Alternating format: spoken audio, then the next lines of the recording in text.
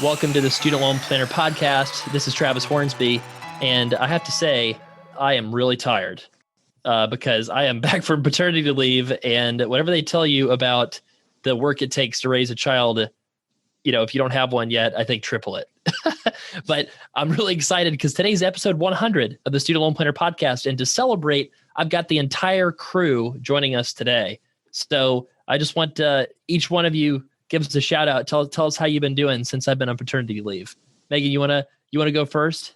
I'm so glad you're back. I did one of the email blasts, and it was on like the Heroes Act 2.0. And I was like, man, I would really like to talk to Travis about this stuff. So I missed you a lot for those like technical conversations, but glad you're back. Lauren, Justin, and Rob, do you guys have the same opinion, or are you like, oh shoot? No, we're all happy to see you, I'm Trav. definitely glad to have you back. Yeah, me too. And I could have told you about the kid stuff. It is 3 times harder than you think. Yeah. Well, just tell me the address to send the Amazon gift card too. Appreciate the positivity. I'll say that one thing that I think is diaper quality is hugely divergent. That's one thing that I feel like I've learned in the first month or two. Okay, we don't get any podcast revenue from advertising from diaper brands. Just want to say that out loud. But Not yet. But Pampers all the way. Okay.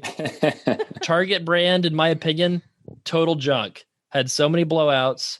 I've got poop all over myself so many times from baby, having some real disasters.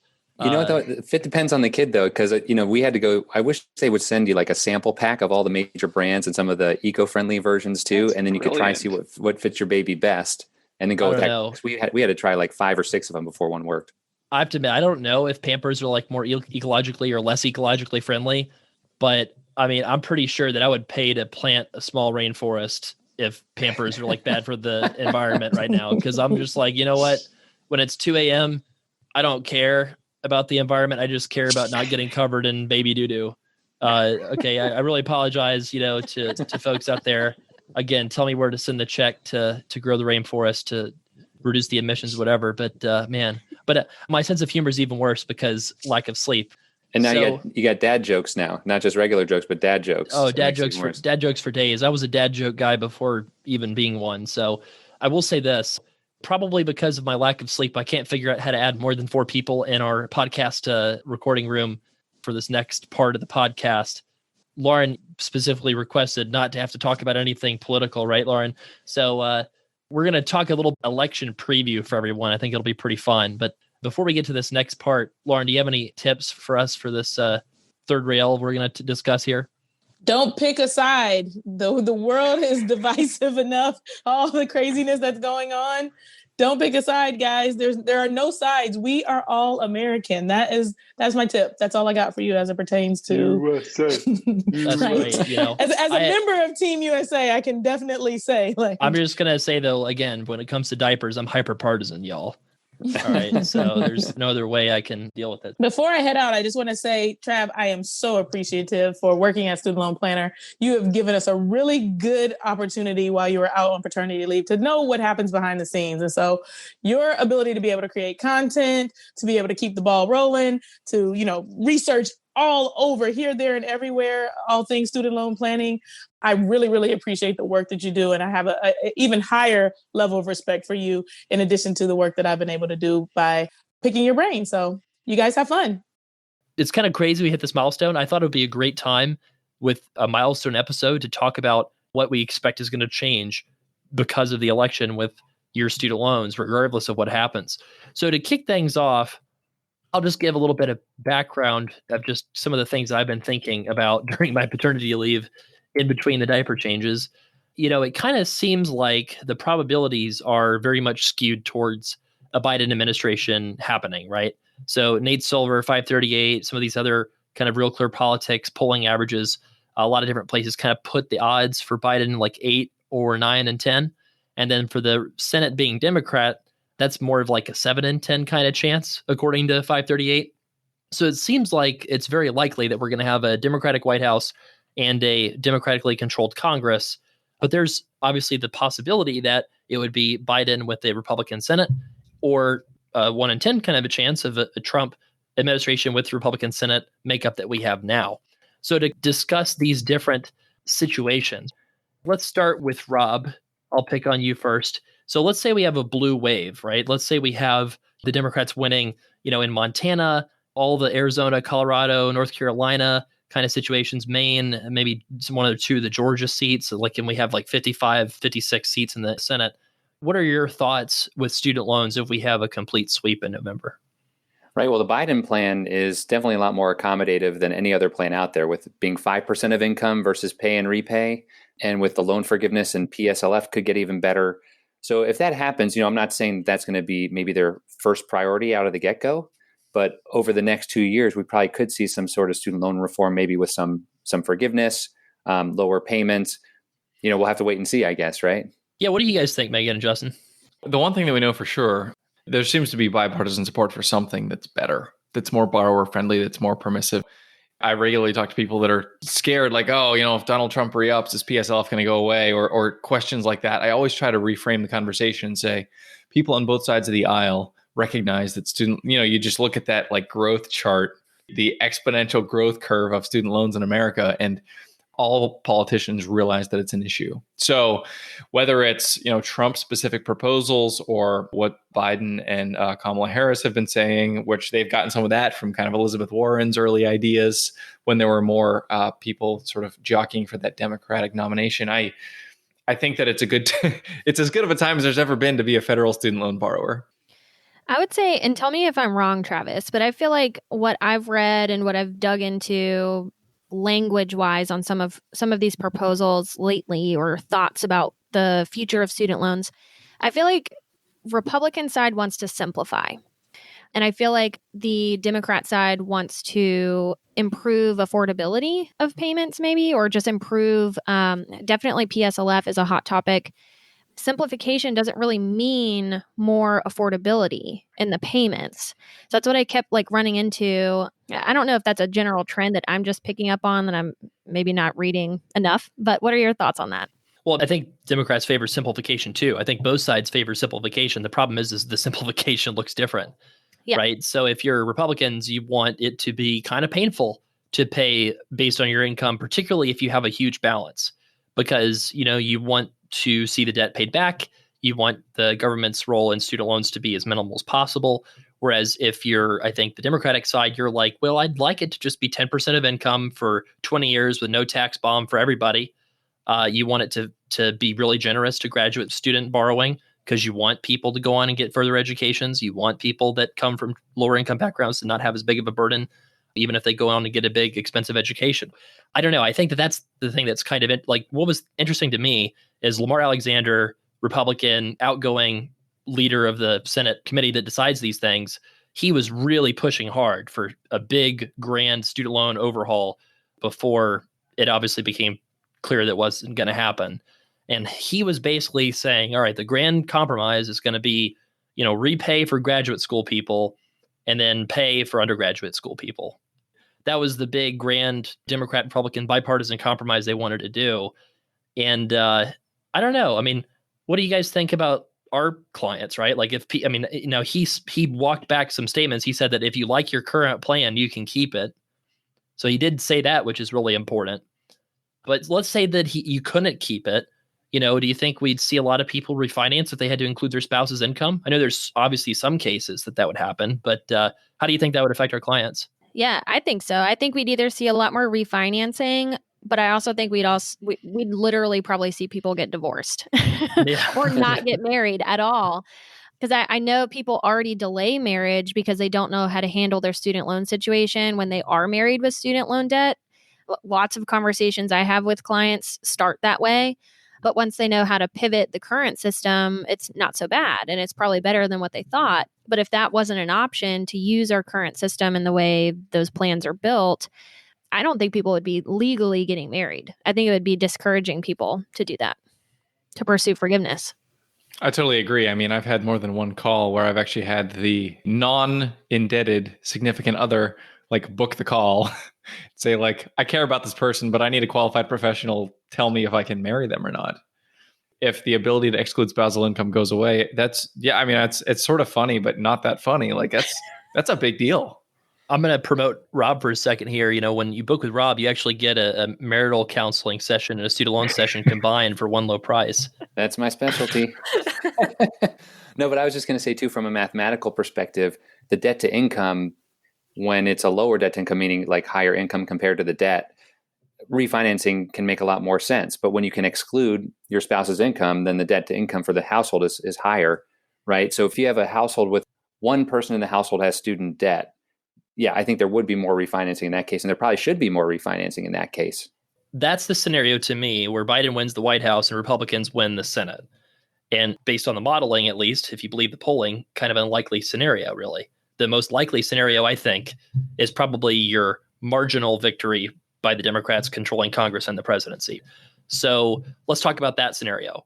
So we talked about the blue wave, which if we have the blue wave, I actually do think you get free public college. I think you get Pell Grant expansion. I think you get the 5% of your income for student loan payments, but I think you probably only get that for undergrads. I don't think they would do it for graduate students at this point. I think that they would just do, keep graduate students at 10% and do undergrads 5%. So I think with a blue wave scenario, I do think you get a lot of Biden's student loan plan actually going through.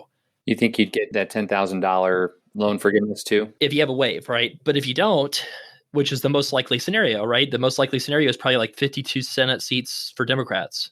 If you'd have that, who are the swing senators? It's like, Dianne Feinstein, Joe Manchin, kind of like these folks that are older maybe or come from more red states or they're more moderate.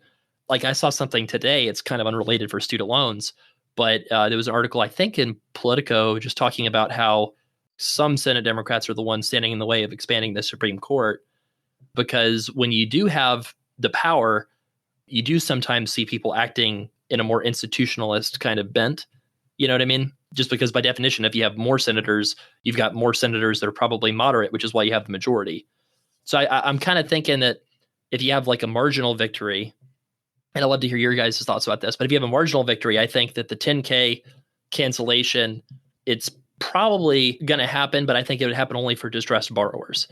Like I think you'll see the HEROES Act get passed, but I think it's going to be the stripped down HEROES Act from, that bill when they said 10,000 canceled for everybody, but then they went back and said, okay, 10,000 canceled only for people below a certain income, only for people that have lost their jobs or in default.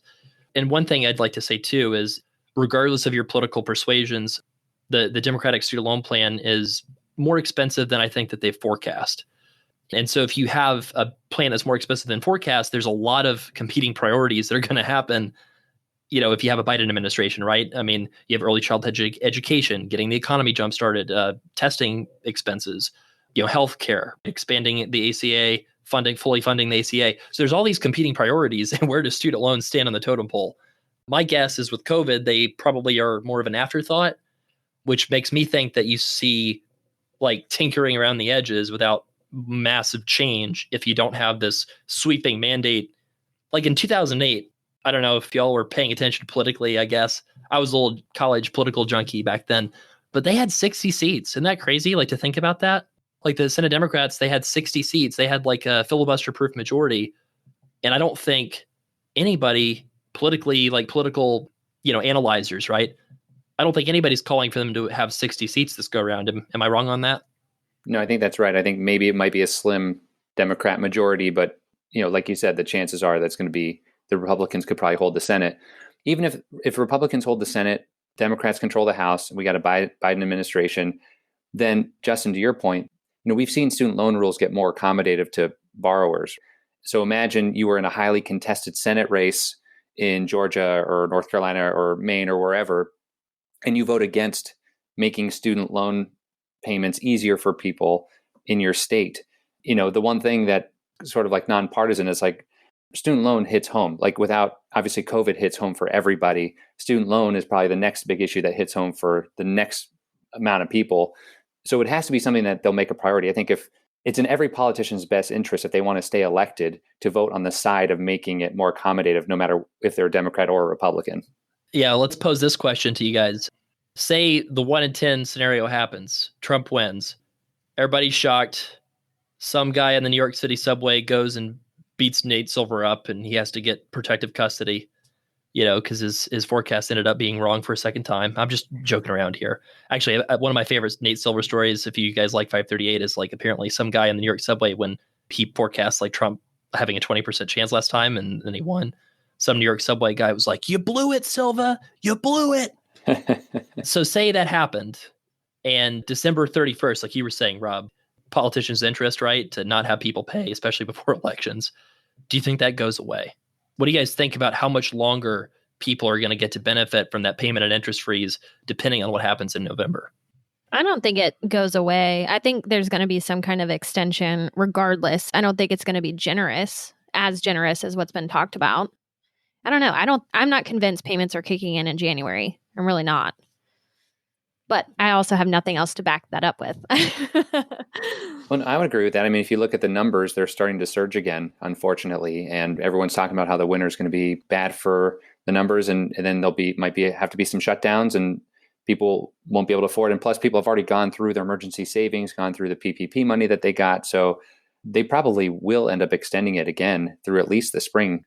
Well, and also with just the delay of the second stimulus package. I mean, all of this stuff is like coming. Like a lot of people think there might be, like you said, a second wave of COVID, and there hasn't been additional relief, and there's no solid relief plans as of right now. Maybe post, the election in November, but that's a month and a half away from when payments are supposed to kick back in. So how much of a relief is that actually if it kicks back in January regardless? Well, I think it's kind of a no-brainer that if you have Democratic control of Congress and the White House, right, I think the first thing they do is say, we have a mandate to pass the $3.4 trillion stimulus bill that, we're currently debating, right? And maybe they pass it early. Like, I mean, I don't know, like they're kind of still talking. It's so weird, it's so hard to follow. Like I could easily actually see this episode come out and then suddenly they announce, we have a $2 trillion stimulus agreement. And we're like, oh shoot, what's in it for student loans? Maybe we need to go that episode. edit this podcast episode, right? But say something modest happens on the stimulus front, which I don't think it's going to be super aggressive because Senate Republicans are just not going to want to go along with something that's super aggressive right now. So say that you have a modest sort of quote unquote skinny stimulus and Dems win, which is the base case, right? Base case scenario. So they win. And then I think you'll see immediately just literally copy paste, let's pass the stimulus bill, which has September 30th, 2021 as the date that payments and interest began again. What's interesting is I don't think that they probably would extend it. Now, here's my knock on wood. I'll probably eat these words. Who knows? I don't think they extend it past September 30th, 2021. I don't think that happens. They've never really had discussions about the payment interest freeze going longer than that. That student loan kind of suspension of payments and interest, I think that they do extend it to that date. Like I would honestly say I feel kind of like 60, 70% chance they extend it to September. Because again, I think that you're not going to go back and edit that part of the stimulus bill because nobody knows how much it costs and you don't have to score it, I think, with the same rules as CBO because it's an asset owned by the government. So it's not like you have to go out and get money to cover the interest that you're not charging, so it's a little bit different with the accounting. So I don't know. I think our readers could feel pretty confident or listeners could feel pretty confident that it's going until September of 2021, unless you have a Trump victory, in which case I do think I think payments do start in January. I don't know. But then I'm curious too, because we got a big panic announcement that they were going to be changing servicers at the end of this year. And then they quickly came back and said, hang on, we're going to start that process, but no one's actually going to move until end of 2021. So does that affect an extension timeline in some way because they need to process all of that? That's a great question. So I'm going to pose this one to Justin. Here's a loaded question. So Vice President Biden is a Delaware man through and through. Navient's headquarters is in Delaware. Navient's one of the servicers that's supposed to get axed. Does the Biden administration change the servicer mix in 2021? He's speechless. I mean, at that point, he's already kind of got what he wanted. So I guess I don't know. I mean, who knows? Who knows? Yeah. That's the profound answer, right? Yeah. The servicer question is an interesting one. The thing I keep coming back to is from a policy standpoint, what's the most effective way to, and this is totally pragmatic and not at all related to kind of the conversation, but is the student loan, zero interest, $0 payment approach the best way to be helping people compared to, if people are on an income driven plan already and they lost their job, they can pay zero. Maybe we should be looking more at something in the universal basic income family rather than the student loan fix that is going to be very imprecise in its impact. I mean, yeah, like I think that, I mean, it's very clear to me that this policy is like one that benefits our listeners way disproportionately. We have a lot more higher income, higher educated, higher debt folks that listen to our show that hire us for services at Reader Blog. It's a different problem when you owe 100,000 versus if you owe 10,000 and you're in default. And to be honest, like if you look at like inequality in America, like you could say that student loan borrowers are poorer than people who have a lot of assets, right? So you could say, well, by helping all student loan borrowers, you're reducing inequality. But it's like, well, actually, say you have $100 billion pot of money that you can use on student loan relief. The way we're doing it now certainly does benefit that private practice orthopedic surgeon way more than the frontline healthcare worker that's working in a nursing home. I do think that that's an unfortunate part of the way this policy was designed. It was designed in a hurry, and it was designed without a lot of thought behind it. It was sort of like a panic response. Well, suspend the payments, suspend the interest. And I'm glad that that happened. I'm glad we got some relief. But yeah, certainly I think that if you could do it over again, maybe it'd be better to be more targeted if you're trying to help out people truly struggling. Because I do think that it's definitely true that based on our bookings, professionals by and large are doing okay.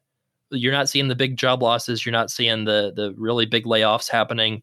And in a lot of cases, you're not even seeing the same risk of exposure, except for, frontline medical workers are obviously exposed. So let's talk a little bit about the servicer thing. We kind of predicted this. If you kind of remember our conversations internally, like we were saying in October, or I guess August-ish, that there's no way they do this. Right. I think we were all convinced like there's just no way they're going to do all the above in 2020. Yeah. I mean, it's just too much activity. It's just too much transformation all at once. So I think we do a decent job at saying like, wait a second, this would involve levitating the Titanic and then beaming it up to the moon and then having Nokia establish a 4G contract to provide telephone service. I'm just joking. There was a news article about Nokia providing 4G on the moon. My brother got really excited because he's Robin Hood day trading, Nokia and Carnival Cruise Lines and everything, right? That's how you want to be cautious about your stock portfolios, folks. My brother is like asking Reddit if he should get involved in options. My 25-year-old unemployed actor brother. Hope he's listening. So the servicer stuff probably changes in like late 2021, if it changes at all. And then it probably looks different. If you have a new administration, they'll renegotiate the contracts. Basically, I think, base case, there's a good chance that you don't have to actively do anything about your student loans for people that already have them until like late 2021. I do think that that's a possibility. However, we know that things that we expect often don't go the way we expect. So what are some things that could really upset the apple cart? One thing I'd like to ask you guys about is, what is the first thing that you're going to do when we get a vaccine? Let's ask this question to each one of you. And I'll tell you why I'm asking this question in a second. After we get it? Or yeah, let's say we have a vaccine and you've signed up and you've got it, you're fully injected or whatever the vaccinated, you're fully vaccinated, the antibodies work. You go to a concert in a packed area and you don't catch it, so it seems like it works. I'm just joking around, but what do each of you do when you're vaccinated? Well, work-wise, I really actually enjoy working from home. So I think going forward, I am going to be more so 100% virtual. But I had a lot of plans for travel. So, and I think that's going to be a common thing that people say, I want to get out of here. I want to get out of my house. So I would like to travel. I just don't know what that would look like. There'd probably be a surge, I would think. Yeah. What about you guys? I was going to say travel too. I mean, my wife and I have already talked about maybe we should use our points and book something for 12 months out. Travis, you'll learn this, but there's a difference between a vacation, which is just the two of you, and a trip, which is a family vacation, all of us. We have 3 kids. They're 10, 8, and 4. And we plan to take a trip with them, but we also want to take a vacation by ourselves too. We've been in the house. I've been keeping track. So our kids, they're actually going back to school in about a week in person. They've been home for 227 days. Who's counting? Down to the minute. Yeah, my wife and I have been working from home. I mean, obviously, we're very fortunate. It's a great circumstance. It's been a fun 7 or 8 months to have that extra time. But at the same time, my ears could use a little bit of a break. For me, so my wife's obviously a physician, and I'm sure I'll be one of the first people in line at CVS, even though if it was me and we're talking about like a brand shiny new vaccine, I'm like, let's let a few people kind of get this thing and we'll sort of see what the studies show. That's just me talking. The second they have it, light me up. That's my attitude. Yeah. Yeah, I guess for me, it's like I do have a home office as well. So normally I spend a lot of time working, either traveling for work, doing like the conference circuit in the weird little corner of the world in anesthesiology and pain management that I run around in, or just working from a coffee shop, getting out and about to be able to just get out of my house from the 9 to 5. And being able to do that again will be something for which I will be deeply grateful when the time comes. Yeah. I would say first thing that would be really exciting that includes travel for most of it. Well, I guess half of this podcast, but would be to have our student loan planner get together that we planned and we had to cancel because of Student COVID. Loan Summit. Yes. That's a great point. So for those that don't know, our team is totally remote and there's about 15 to 20 of us. And so I had gone so far as to book airline travel for everybody, and we had reserved a spot and we were going to do it. And then COVID happened, and I had almost pressed submit on the hotel reservations for the team, then obviously didn't. And we had to cancel that. So that would be wonderful to have an in-person get together once this thing is finally behind us. Now, the reason I asked the question is one thing I like to think about student loan planner. Some people accuse me of being like paranoid from a business perspective, but I like to think about all the risks that we're not thinking about and all the risks for borrowers that are listeners that they're not thinking about perhaps. So my big risk for 2021 is inflation. The reason for that is if you look at another time when demand surged all at once after World War II, everybody came home from the war. Suddenly you could spend money on things again. And inflation in 1 year was 20%. And then it got back to normal, and then it was a normal level. But I have no idea how that would impact our borrowers if you had inflation of like 20% in a year. I think that you would have a lot of the refinancing markets totally break down. I think that you would not be able to get a deal on anything. You know, your mortgage rates would be cataclysmically bad. It would be really, really disruptive. And so my X factor for 2021, just something to be aware of, right, is like when people all go to book flights, there's way fewer pilots and airlines and planes that have the capacity to take people places than there were back before this pandemic because of the financial problems. People have had to do layoffs and they've trimmed routes. Same thing with hotels, same thing with houses. You know, people that have those nice houses in the suburbs, like Rob, that he got at a steal in the last financial crisis. 2009, 2010. I know. So those houses aren't getting put on the market. So you have like supply still constrained. And so then I think you could really see some really serious inflation. On top of that, look at the debt to GDP ratio for the country being over 100% for the first time. And then if you have another big stimulus bill that passes, and then the stimulus effects too are like several months delayed. So the bill passes and then the money starts getting dispersed like several months later.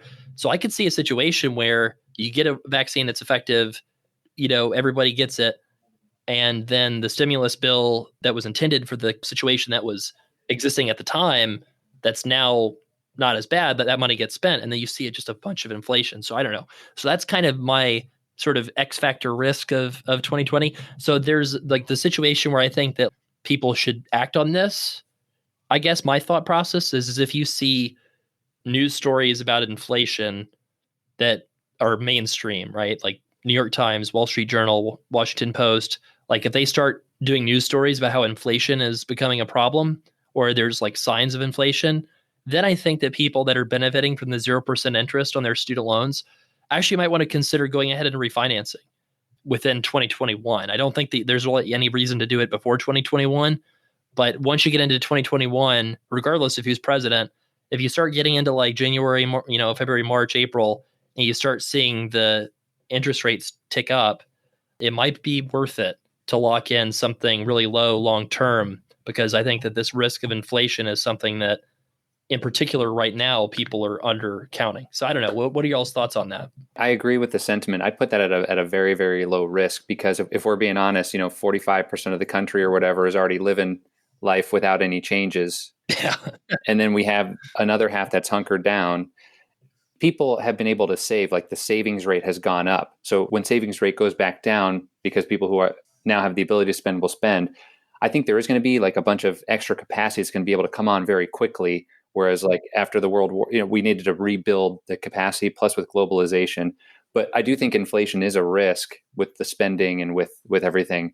But I wouldn't put that as a high probability event, if I'm being honest. Well, the bond markets certainly don't think it is. Right. Know, I mean, but, if you look at the 2-year, the 5-year, the 10-year, they're all historically low. Yeah, I agree with Rob. This is, I guess, an easier position to take, but it's hard to imagine, like, especially from like a consumer confidence standpoint, people have been getting beat up. Fast forward to like February, March, even if we can see a little daylight from the COVID situation, like kind of depends on what the stock market does, but it's hard to imagine us collectively being in a situation where spending is going to drive that. I don't know. It's hard to imagine. Travis is probably going to be right, though. No, I mean, I really hope I'm not, because that would mean some serious bad things happening, that we haven't seen since the 1970s, right? Like very few people alive now were adults in the 1970s that remember really bad inflation. I guess that's not totally true. Our parents, but a lot of the people making big spending decisions, right, are just totally unaware. Like a lot of times I bring up inflation with some of our clients and discuss like why $100,000 in 20 years is different from $100,000 today. And people get it, but people don't have that same like, oh, of course, kind of realization for people that have lived a long time. Yeah, I mean, inflation's been like south of 2% on average for most of our adult lives. Anybody who's like approaching 40, it's just been low for a long time. Yeah, I mean, if you grew up watching Power Rangers, your expectation is prices stay about the same. You don't even notice it. I mean, the price, the gallon of milk is just going to be about what it is. And you're just not, but in 1970s, people were just like, oh my gosh, like their wages were just not keeping up with a massive increase in prices. So I don't know. I mean, that's one kind of X factor that I've been thinking about. I guess that's a bad part of paternity leave, right? Is you have a lot of time on your hands. So your brain just sort of wanders to places that, it's probably very unlikely. But I don't know. It's kind of eerie because I wrote an article for the site, in October of 2019 that was basically entitled like what to do in a severe recession with your student loans.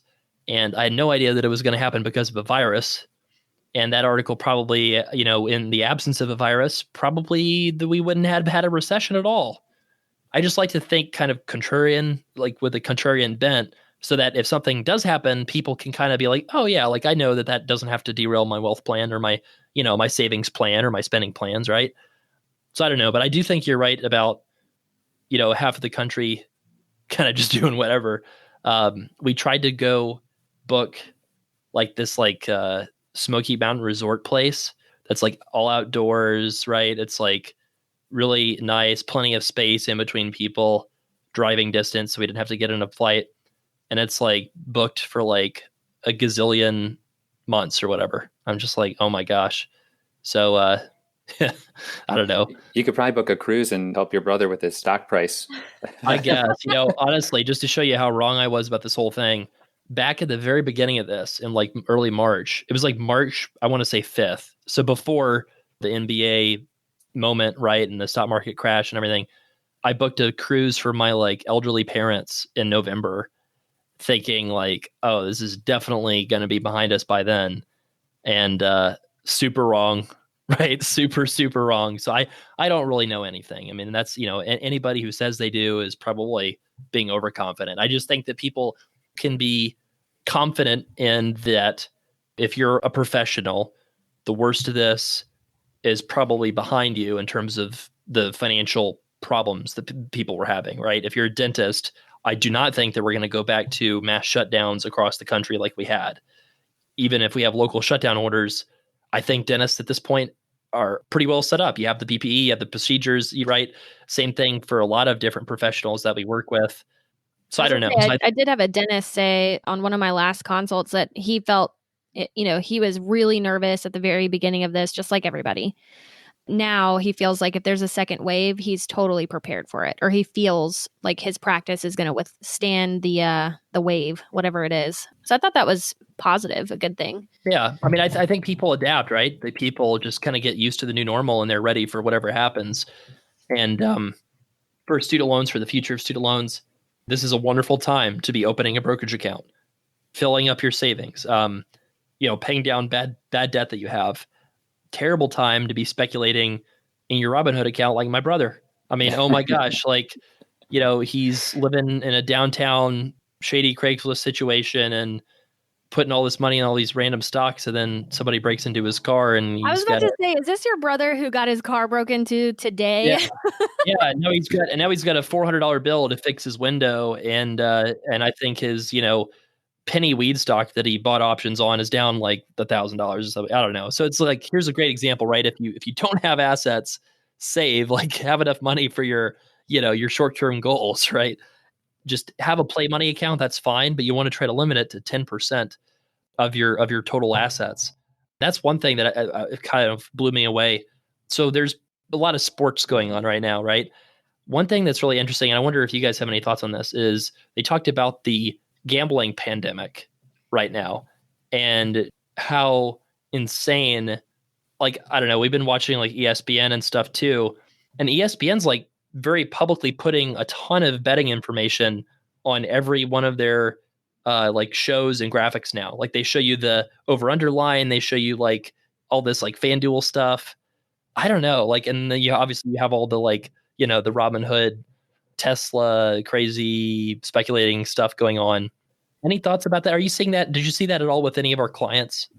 I just read an article this morning about alcohol consumption during pandemic. I think it's a lot of the same, like people finding outlets that aren't healthy because we're like bored and stuck in our houses and stressed, and there's no it's difficult to find a constructive outlet for that the way that there has been in the past. So I think that's all kind of an expression of the same challenges.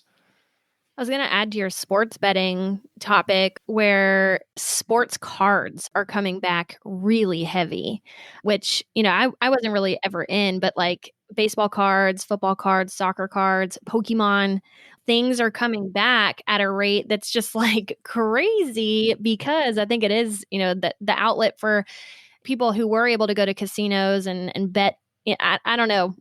I'm speculating here, but I think that's just another avenue for entertainment for people, and that market's exploded too. For sure. No, and just little known facts about me. I actually lived in Las Vegas for 5 months between New York and St. Louis, and I went to casino gaming school, like learning how to deal blackjack and craps. What? Nice. I got a job in St. Louis here before I actually worked as a dealer, but I did spend a lot of time in casinos, just kind of like exploring myself psychologically and also like seeing how other people act. And I also used to trade options quite a bit actually when I was younger. And now again, I'm the senior member. So this is my third recession that I've been investing through. And I can tell you that options and day trading is a really, really good way to lose money because there's so much great money pouring into it. And gambling too, like I've sat next to many people who have lost money. I've lost money at times. And so I think we have to find more constructive ways to use. And instead of doing that kind of stuff, kind of like what Travis, you and I had talked about, it's like the longer they go with student loans payments being paused, the more likely it is for people to find other uses for that money so that they're spending it, so that when student loan payments turn back on, it's going to be a challenge to come up with that money again to make the payment. So, and that's like what I wrote about in the last week's email blast to the student loan planner email list, was start thinking about that now. Like if we have 2 or 3 months before payments are going to be turned back on, see if you can inch back a third of what your prior payment was this month, get another third, and then another third the following month.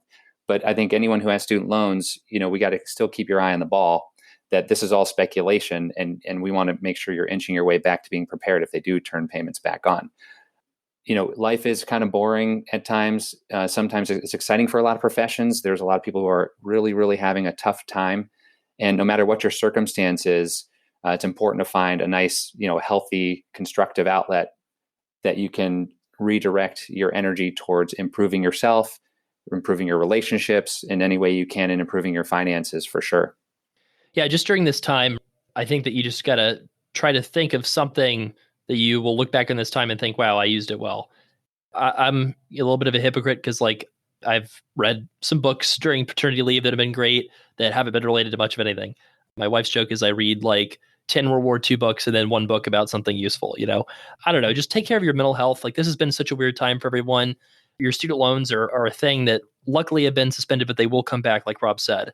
And I do think that's my main thought about why they do start up student loans in September of 2021 regardless of who wins, simply because I think everybody knows that the longer you suspend them, the more pain and problems that are going to result when you start them up again.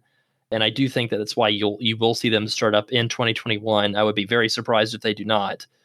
But the good news is it's still something that you can get a plan for, right? It's still something that people are still seeking help on their student loans and just over their overall finances. And that's one thing that I'm really excited that we're able to provide, a source of expert professional help for a few $100 that, you'd have to pay thousands of dollars for and maybe not even get the right answers elsewhere. So with that, thank you so much, everyone. Congrats on our 100th Student Loan Planner podcast episode. Woo-woo. And yeah, so I will be back in the office when you hear this. So if you want to send me an email, an insult, a joke, maybe you can share your favorite dad joke. I'll probably be relying on some of our dads on the team for some jokes. So Rob, Justin, send me your best material. But man, I'm looking forward to getting a little bit of clarity about what life's going to look like and hopefully it gets back to normal as soon as possible, right? Yeah, welcome back, Travis, and glad everyone in your family is doing great. And we're just happy to have you.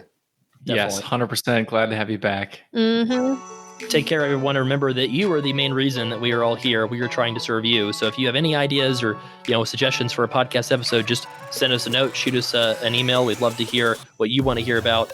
And thank you for listening.